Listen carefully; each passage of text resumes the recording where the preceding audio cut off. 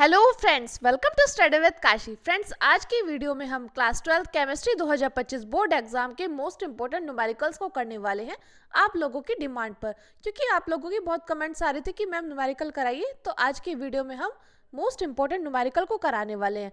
देखिए, इसमें हमारा पहला क्वेश्चन है 72 ग्राम जल तथा 92 ग्राम एथिल अल्कोहल के मिश्रण में दोनों का मोल प्रभाज ज्ञात कीजिए। तो देखिए फ्रेंड्स, मोस्ट इंपोर्टेंट क्वेश्चन है ये। देखिए, ये हमारा रिपीटेड क्वेश्चन है और देखिए बहुत बार एग्जाम में पूछा गया है। बस एग्जामिनर क्या काम करता है, यहाँ पे बस डिजिट को चेंज कर देता है, बल्कि पैटर्न बिल्कुल सेम ही रहता है। तो देखिए, यहाँ पे हमारा 72 ग्राम जल तथा 92 ग्राम एथिल अल्कोहल के मिश्रण में दोनों का क्या निकालना है, मोल प्रभाज ज्ञात करना है। यानी कि हम क्या करेंगे, इन दोनों को मान लेंगे, जल को मान लेंगे A और एथिल अल्कोहल को क्या मान लेंगे, B मान लेंगे। और हम जानते हैं हमारा जल का फॉर्मूला क्या होता है, H2O, और हमारा एथिल अल्कोहल का फॉर्मूला क्या होता है, C2H5OH। अब देखिए फ्रेंड्स, अब हमें यहाँ पे क्या दिया गया है, यहाँ पे दिया गया है 72 ग्राम। W कितना दिया गया है, W दिया गया है 72 ग्राम। और देखिए एथिल अल्कोहल कितना दिया गया है, 92 ग्राम। अब हमें क्या करना है, अब हमें यहाँ पे अणुभार निकालना है।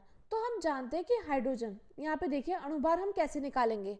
देखिए यहाँ पे कितना है, H के साथ 2 है, तो इसलिए 2 की गुणा, और हम जानते हैं H का कितना होता है, 1 होता है। अब हम प्लस करेंगे, हम जानते हैं ऑक्सीजन का कितना होता है, 16 होता है। तो 2 की 1 में गुणा करा 2 और 16 को जोड़ देंगे, कितना आ जाएगा, 18। यानी कि हमारा जल का अणुभार कितना आ गया, 18 आ गया। इसी प्रकार हम लोग क्या करेंगे, इसी प्रकार हम एथिल अल्कोहल का अणुभार निकालेंगे। तो देखिए हम वो कैसे निकालेंगे, हम जानते हैं यहाँ कार्बन के साथ कितना है, 2, तो 2 गुणा, अब कार्बन का कितना होता है, 12, और देखिए हाइड्रोजन का कितना होगा, हाइड्रोजन का होगा 1, तो 5 गुणा 1 प्लस ऑक्सीजन का कितना होता है, 16, और हाइड्रोजन कितना होता है, हाइड्रोजन का होता है 1। तो 2 की गुणा 12 में करेंगे, कितना आ जाएगा, 24 आ जाएगा, और 5 की गुणा 1 में करेंगे, 5 आ जाएगा, 16 में 1 जोड़ेंगे, कितना आ जाएगा, 17। यानी कि हम इस पूरे को जोड़ देंगे तो कितना आ जाएगा, ये आ जाएगा हमारा 46। अब देखिए फ्रेंड्स, अब हमें क्या करना होगा, मोल प्रभाज निकालने के लिए हमें सबसे पहले क्या करना होगा, मोलों की संख्या निकालनी होगी। यानी कि हमें Na निकालना होगा, यहाँ पे Na, और यहाँ पे हमें N भी निकालना होगा, तभी हम इन दोनों का मोल प्रभाज निकाल पाएंगे।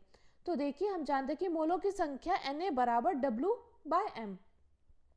तो W कितना होता है, 72 होता है, और M यानी कि अणुभार कितना होगा, 18। तो 72/18, जब हम इसको काटेंगे तो कितना आ जाएगा, ये आ जाएगा 4 बार में जाएगा, तो Na हमारा निकल कर आ गया है 4।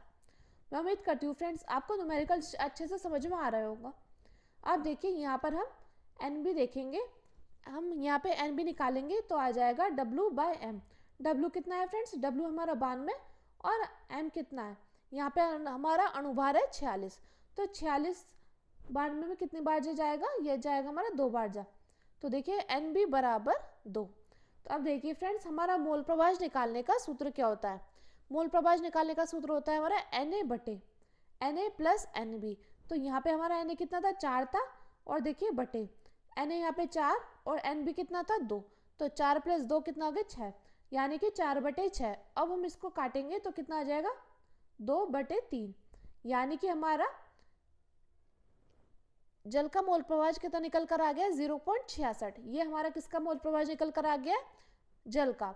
अब देखिए फ्रेंड्स, हम लोग क्या करेंगे, हम लोग यहाँ पे एथिल अल्कोहल का मोल प्रभाज निकालेंगे।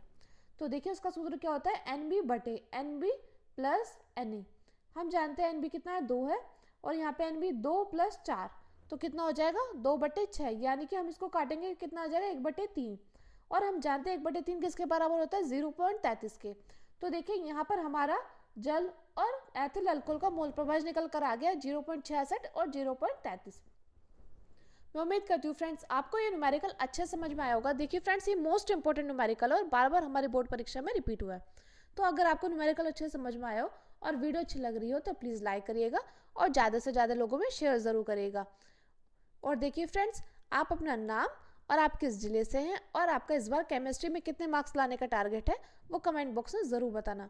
देखिए इससे क्या होगा, इससे हमें पता चलेगा कि हमारी वीडियो कितने लोगों को हेल्प कर रही है। अब देखिए फ्रेंड्स, हमारा अगला इंपॉर्टेंट न्यूमेरिकल है।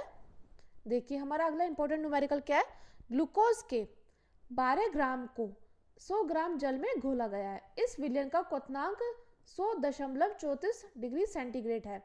तो जल में के मोलल उन्नयन स्थिरांक की गणना कीजिए। तो देखिए ग्लूकोज के 12 ग्राम को 100 ग्राम जल में क्या करा घोला गया, तो इस विलयन का क्वथनांक यानी कि 100.34 डिग्री सेंटीग्रेड है। तो जल के मोलर उन्नयन स्थिरांक की गणना करना है हमें। तो देखिए यहाँ पे क्या है, ग्लूकोज को 12 ग्राम, ग्लूकोज के 12 ग्राम को 100 ग्राम जल में घोला गया, यानी कि 12 ग्राम किस में होंगे, 12 ग्राम होगा हमारा विलय, और जिसमें घोला गया है यानी कि जल में, तो वो क्या हो जाएगा, वो हो जाएगा हमारा विलायक, यानी कि विलय स्मॉल w कितना आ जाएगा 12 ग्राम, और विलायक यानी कि कैपिटल W हो जाएगा 100 ग्राम। अब देखिए अब इसमें कहा है, तो इस विलयन का क्वथनांक 100.34 डिग्री सेंटीग्रेड है। तो जल के मोलर उन्नयन स्थिरांक की गणना करना है हमें। तो देखिए यहाँ पे हमारा, यहाँ पे क्या है, यहाँ पे हम जानते हैं कि जल का क्वथनांक कितना होता है, 100 डिग्री सेंटीग्रेड होता है, ये हम जानते हैं। और देखिए ये आपको पता होना चाहिए, क्योंकि कई बार हमारे बोर्ड एग्जाम में MCQ में पूछा गया कि जल का क्वथनांक कितना होता है, तो आपको पता होना चाहिए 100 डिग्री सेंटीग्रेड होता है। अब हम क्या निकालेंगे, अब हम निकालेंगे क्वथनांक में वृद्धि यानी कि डेल्टा TB। क्या निकालेंगे फ्रेंड्स, हम निकालेंगे क्वथनांक में वृद्धि यानी कि डेल्टा TB। देखिए हमें कितना दिया गया है क्वथनांक 100.34 डिग्री सेंटीग्रेड, हम इसे माइनस कर देंगे कितना, जल का क्वथनांक। तो देखिए कितना आ जाएगा, ये आ जाएगा हमारा क्वथनांक में वृद्धि 0.34 डिग्री सेंटीग्रेड। अब देखिए क्वेश्चन में दिया गया जल के मोलर उन्नयन स्थिरांक की गणना करना है, यानी कि हमें किसकी गणना करनी है, KB की गणना करनी है, यानी कि हमें क्या निकालना है, हमें यहाँ पे KB निकालना है। और देखिए KB निकालने से पहले हमें क्या करना होगा, हमें यहाँ पे विलय का अणुभार निकालना होगा। तो विलय क्या था, यहाँ पे विलय था हमारा ग्लूकोज, यहाँ ग्लूकोज का सूत्र क्या होता है, C6H12O6। इसमें हम लोगों को क्या करना होगा, इसमें हम लोगों को विलय का अणुभार निकालना होगा। हम जानते हैं कार्बन का कितना होता है 12, तो 12 गुणा 6। अब देखिए यहाँ पे हाइड्रोजन कितना होता है 1 होता है, तो 12 गुणा 1। और देखिए ऑक्सीजन का कितना होता है 16 होता है, यानी कि 16 गुणा 6। तो जब हम इस सारे की गुणा करेंगे तो कितना आ जाएगा, ये 72 प्लस 12 प्लस 96। तो जब हम इसको जोड़ेंगे कितना आ जाएगा, हमारा ग्लूकोज का अणुभार आ जाएगा 180। अब देखिए हमारा सूत्र होता है क्वथनांक में उन्नयन, यानी कि डेल्टा TB बराबर 1000 into KB into small w। यहाँ पे क्या आ जाएगा, यह आ जाएगा हमारा small w upon small m into capital W ग्राम में। तो ये क्या है, ये हमारा क्वथनांक में उन्नयन का फॉर्मूला है। तो देखिए हमें क्या निकालना है, हमें निकालना है KB, यानी कि हम अपने इस फॉर्मूले से क्या निकाल लेंगे, KB निकालने की कोशिश करेंगे। तो देखिए जब हम इस फॉर्मूले से KB निकालने की कोशिश करेंगे तो यानी कि KB बराबर delta TB into small m into capital W upon 1000 गुणा स्मॉल w। तो ये हमारा क्या हो जाएगा, ये हमारा फॉर्मूला हो जाएगा क्या निकालने का, जल के मोलर उन्नयन स्थिरांक को निकालने का। तो देखिए अब हम लोग क्या करेंगे, अब हम लोग वैल्यू से पुट करेंगे। तो डेल्टा TB कितना आया था 0.34, और देखिए m कितना था, यानी कि हमारा ग्लूकोज का अणुभार कितना था 180 था, और कैपिटल W कितना था 100 था, यानी कि विलायक कितना था 100 था। तो देखिए अपॉन 1000 गुणा अब स्मॉल w, यानी कि विलय कितना था, विलय का भार 12 था। अब हम इसको काटेंगे, इस 100 से ये 2 0 कट जाएगी, इससे 1 0 ही कट जाएगी। अब देखिए यहाँ कितना बचा, 18 बचा, यहाँ 12 बचा, यानी कि हम इसको काटेंगे तो 2 6 12 और 2 9 18। तो देखिए कितना बचा, 0.34 इंटू 9 अपॉन 6। अब देखिए जब हम इसको काटेंगे तो यहाँ कितना हो जाएगा, यहाँ 2 बच जाएगा, यहाँ पे 3 जाएगा, यानी कि 3 3 9 3 दूनी 6। अब देखिए हम ये किस प्रकार काटेंगे, 0.34 गुणा 3/2 ये बचा है। अब हम क्या करेंगे, इस 2 से हम क्या करेंगे, ये 34 को काट देंगे, यानी कि हो जाएगा 0.17 इंटू 3, यानी कि हमारा KB निकल कर कितना आ गया 0.51 प्रति मोल। ये हमारा क्या आ गया, ये हमारा KB निकल कर आ गया, यानी कि मोलर उन्नयन स्थिरांक हमारा निकल कर आ गया 0.51 प्रति मोल। फ्रेंड्स ये हमारा इस क्वेश्चन का फाइनल आंसर है। मैं उम्मीद करती हूँ फ्रेंड्स आपको ये न्यूमेरिकल अच्छे से समझ में आया होगा। और फ्रेंड्स अगर आपको वीडियो अच्छी लग रही है और न्यूमेरिकल्स अच्छे से समझ में आ रहे हैं तो प्लीज़ लाइक करिएगा, क्योंकि आपका एक लाइक मेरे लिए मोटिवेशन काम करता है। और फ्रेंड्स ज़्यादा से ज़्यादा कमेंट ज़रूर कीजिएगा। अब देखिए फ्रेंड्स हमारा अगला मोस्ट इंपॉर्टेंट न्यूमेरिकल है एक कार्बनिक पदार्थ के जलीय विलयन जिसमें 3 ग्राम पदार्थ 50 ग्राम जल में घुला है, इसके हिमांक में 0.51 डिग्री सेंटीग्रेड की कमी होती है, तो पदार्थ के अणुभार की गणना कीजिए। जल का मोलर अवनमन स्थिरांक 0.51 डिग्री सेंटीग्रेड प्रति मोलर है। यानी कि फ्रेंड्स फिर से एक बार क्वेश्चन को पढ़िए। एक कार्बनिक पदार्थ के जलीय विलयन में जिसमें 3 ग्राम पदार्थ 50 ग्राम जल में घुला है, यानी कि 3 ग्राम पदार्थ किस में घुला है, 50 ग्राम जल में घुला है, यानी कि 3 ग्राम कितना है, ये हमारा है विलय का भार, और 50 ग्राम क्या है, विलायक का भार। तो स्मॉल डब्ल्यू कितना आ गया, 3 ग्राम, और कैपिटल डब्ल्यू कितना आ गया, 50 ग्राम। अब देखिए इसके हिमांक में 0.51 डिग्री सेंटीग्रेड की कमी होती है, यानी कि delta T F. Delta T F क्या होता है, हिमांक में कमी। क्या होता है फ्रेंड्स, डेल्टा टी एफ होता है हिमांक में कमी। तो देखिए ये कितना है, 0.51 डिग्री सेंटीग्रेड।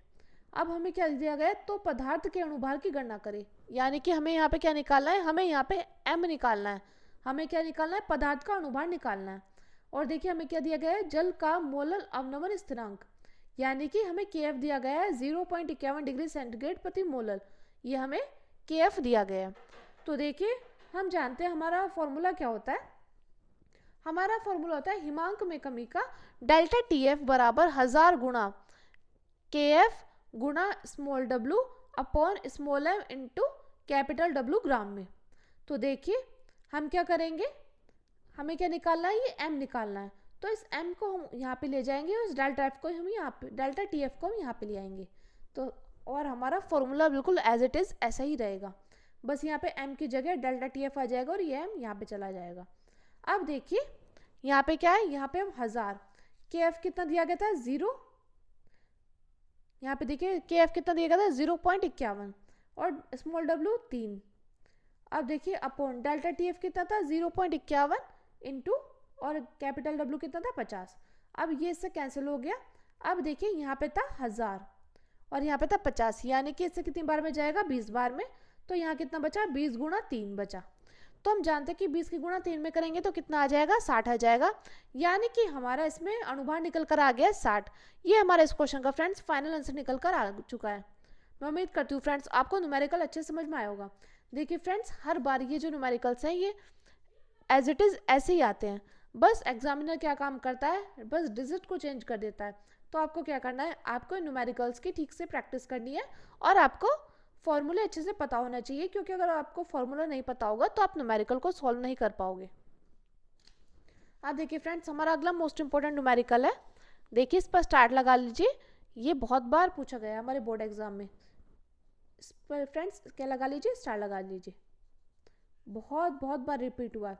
27 डिग्री पर यूरिया के m/10 विलयन का परासरण दाब ज्ञात कीजिए, जबकि हमें गैस नियतांक कितना दिया गया है, 0.0821 प्रति लीटर एटम प्रति के प्रति मोल, ये हमें दिया गया है। यहाँ पे क्या है, 27 डिग्री सेंटीग्रेड, यानी कि हमें टेम्परेचर कितना दिया गया है, सेंटीग्रेड में दिया गया है, तो टेम्परेचर दिया गया है 27 डिग्री सेंटीग्रेड। तो हम लोग क्या करेंगे, हम लोग इसको केल्विन में चेंज करने की कोशिश करेंगे। तो यानी कि हम क्या करेंगे, 27 में 273 को जोड़ देंगे तो हमारा क्या हो जाएगा, 300 केल्विन आ जाएगा। सबसे पहले हमने इस क्वेश्चन में क्या किया, हमें 227 डिग्री सेंटीग्रेड पर दिया गया था, टेम्परेचर दिया गया था 27 डिग्री सेंटीग्रेड। तो हमने क्या किया, हमने इसको केल्विन में चेंज किया, यानी कि 27 में हमने 273 को जोड़ दिया तो हो गया 300 केल्विन। अब देखिए बात आती है सांद्रता निकालने की, तो सांद्रता यानी कि C। अब देखिए यहाँ पे सांद्रता यूरिया के m/10 विलयन का परासरण दाब ज्ञात कीजिए, परासरण दाब मतलब पाई। अब देखिए सांद्रता कितनी दी गई है, m/10, या इसको 1/10 m भी लिख सकते हैं।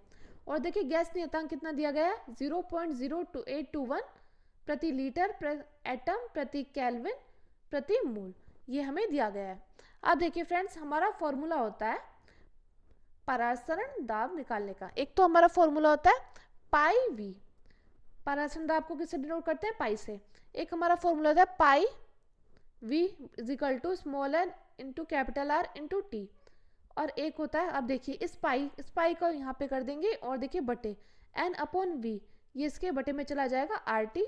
और एक फॉर्मूला होता है पाई बराबर इस एन अपॉन बटे वी की जगह हम सी आर टी भी लिख सकते हैं। ये हमारा क्या है, ये हमारा इसका फॉर्मूला है। तो देखिए फ्रेंड्स, हम ये फॉर्मूला यूज़ कैसे करेंगे, जो हमें रिक्वायरमेंट हो क्वेश्चन की, उसके अकॉर्डिंग हम क्या करेंगे, फॉर्मूले को यूज़ करेंगे। तो यहाँ पे हमारे सी दिया गया है, आर दिया गया है और टी दिया गया है, तो हम क्या करेंगे, हम यहाँ पे ये वाला फॉर्मूला यूज़ करेंगे। तो यानी कि पाई बराबर सी आर टी, हम इस फॉर्मूले का यूज़ करेंगे। अब देखिए पाई ऐसा कैसी, बटे सी कितना है, यानी कि सांद्रता, तो 1/10 है, तो यहाँ पे कर देंगे 1/10। और देखिए आर यानी कि गैस नियतांक कितना दिया गया है, 0.0821 प्रति एल एटम प्रति के प्रति मोल, तो हमारा 0.0821। अब देखिए टेम्परेचर कितना दिया गया है, 300 केल्विन। अब इस जीरो से जीरो कैंसिल होगी, अब देखिए क्या बचा, 0.0821 इंटू 30, तो यानी कि हम इस किस्त में गुणा करेंगे तो कितना निकल कर आ जाएगा, 2.46 एटम निकल कर आ जाएगा। तो हमारा यहाँ पे परसेंट दाब निकल कर आ गया है 2.46 एटम। तो फ्रेंड्स ये हमारा इस क्वेश्चन का फाइनल आंसर निकल कर आ चुका है। तो फ्रेंड्स ये थे हमारे मोस्ट इंपॉर्टेंट न्यूमेरिकल, जो कि हमारे बोर्ड एग्जाम में बार बार पूछे जाते हैं। फ्रेंड्स अगर आपको वीडियो अच्छी लगी हो तो प्लीज़ ज़्यादा से ज़्यादा लाइक करिएगा और ज़्यादा से ज़्यादा लोगों में शेयर ज़रूर करिएगा।